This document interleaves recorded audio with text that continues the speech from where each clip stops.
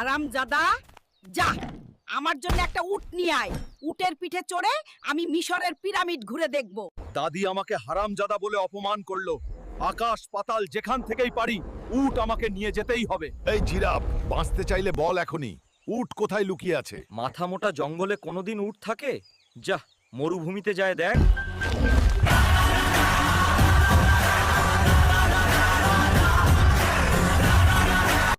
Giraffe তো মরুভূমির কথাই বলল, কিন্তু কোথায় আছে সেই উট?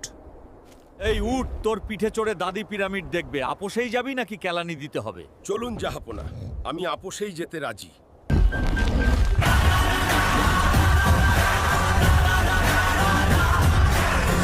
দাদি, এই উট তোমাকে পিরামিডের দেশে নিয়ে যাবে। কি রে উট, সত্যি নিয়ে যাবি তো নাকি আবার মরুভূমিতে ফেলে দিয়ে আসবি? আরে এ উট তো সত্যি সত্যি পিরামিডের দেশে নিয়ে এলো রে। আরে দাদি তো উটকেই পিরামিড বানিয়ে দিল রে।